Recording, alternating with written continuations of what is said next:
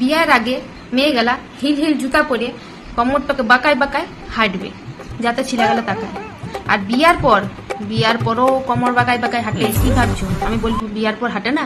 বিয়ার পরও কোমর বাঁকায় বাঁকায় হাঁটে, তবে সেই কোমরটা এদিকে ওইদিকে বাঁকে না, একদিকেই বাঁকি যায়। মানে ছিলা কলা লিগে একদিকেই বাঁকি বাঁকি যায়। বিয়ার আগে দুদিকে বাঁকে আর বিয়ার পর ছিলা কলা লিয়ে একদিকেই বাঁকি বাঁকি হাঁটে হাঁটে যায়। কিছু কিছু পাবলিক আছে ফ্রেন্ডশিপ ডে 10 দিন আগে থেকে একদম তোড়ঝড় শুরু করে দিবে। এই বন্ধু ওই বন্ধু সবার কাছে একদম ফটো কালেক্ট করে রাখবে, যেদিন ফ্রেন্ডশিপ ডে একদম রাত 12টার সময় পোস্ট করে দেবে। আবার কিছু কিছু পাবলিক আছে যেদিন ফ্রেন্ডশিপ ডে সেদিন দেখবে ও বাবা নমিতা পোস্ট করেছে, ও বাবা মাধবী পোস্ট করেছে, তাহলে আমিও দুটা ছবি দিয়ে দিবে। কিছু কিছু পাবলিক আছে ঘরের কাজ করবে আর ভাবনা চিন্তা করবে, তাহলে আমিও দেবো। রান্না করবে আর ভাবনা চিন্তা করবে, আমিও দেবো। দুপুর পার হয়ে একদম বিকাল রাত, আমিও দেবো।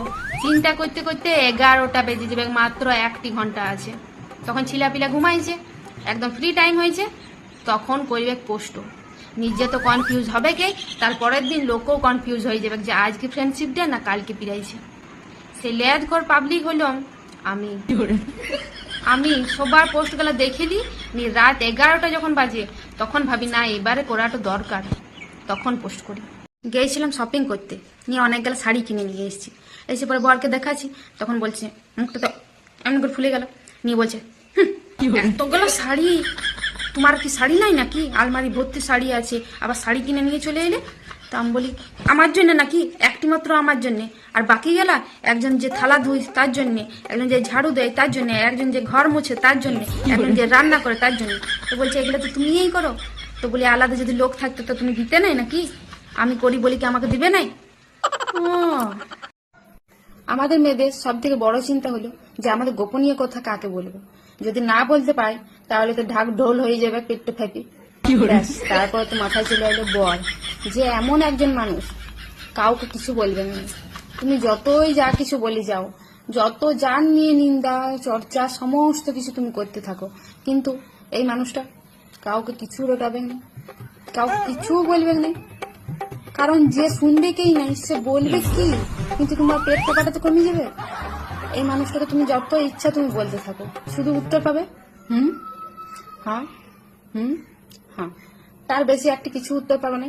কিন্তু আবার যদি তুমি জিজ্ঞেস করো যে বলো তো কি বললাম, বলার ক্ষমতা নেই, কারণ শুনেই নেই তো বলবে কি। এই মানুষটাকে তুমি বলে পেটের সমস্ত কিছু যত গোপনীয় কথা বলে তুমি বার করে দিতে পারবে।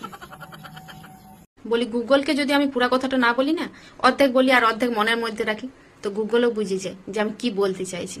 যদি কোথাও আমার বেড়াতে যাওয়ার ইচ্ছা থাকে বা কিছু খাওয়ার ইচ্ছা থাকে, তো আমি এরকম ঘুরাই পেঁচাই বরটাকে বুঝাইতে চাই। মনটা ভালো লাগছে না, কতদিন কোথাও যায় নাই। পাশের ঘরে সুচরিতা কাকিমা না কাকার সঙ্গে বেড়াতে গেছে দার্জিলিং, তাও বুঝে না যে আমারও বেড়াতে যাওয়ার ইচ্ছা হয়েছে। কিছু বলবে নাই, চুপচাপ শুধু শুনবে। এমন করে বলি কতদিন কিছু ভালো কিছু খাই নাই, জানো কত সুন্দর একটি ভালো রেস্টুরেন্ট খুলেছে, কত ছাড় দিছে, তাও বুঝবেন নাই যে আমার খাওয়ার ইচ্ছা হচ্ছে। কিছু বলবেন নাই। তারপর বলি জানো ফুলটসি কি সুন্দর একটা শাড়ি কিনেছে, দারুণ শাড়িটা কম দামের মধ্যে দারুণ শাড়ি পেয়েছে, তাও বুঝবেন নাই যে আমার শাড়িটা কেনার ইচ্ছা হচ্ছে, আমাকেও কিনে দাও। কিছু বুঝতে চাইবেন না। আর গুগলকে আমি শুধু বিড়ি লিখে পাঠাই দিই, তো তাতে বিরিয়ানি গোটা গোষ্ঠী শুদ্ধা দিয়ে দিবে। বিরিয়ানি কি করে বানাইতে হয়, বিরিয়ানি কোথায় ভালো হয়, কি কি দিয়ে বানাইতে হয়। বরটাকে 2-3 বার মিষ্টি সুরে ডাকলাম, এসো গো খাবার বেড়েছি খেয়ে যাও, তো শুনতে পাইনি, ফোন ঘাটছে।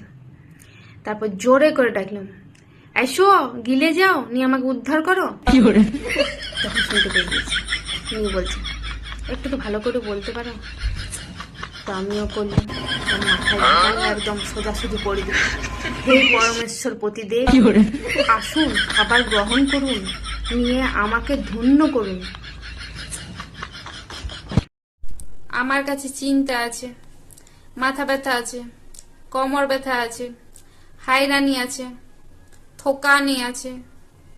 তোমার কাছে কি আছে? কিছুই নেই, ফকিরটা কথাকার।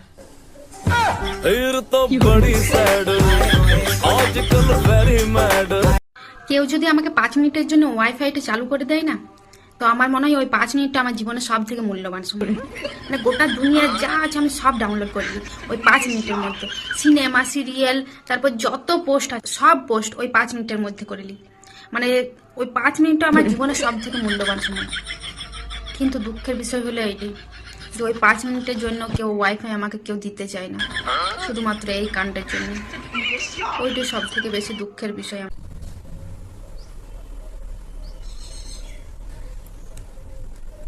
এই এক চুটকি সিঁদুরে কেমন যেন মুখটাই পাল্টে যায়, তাই না?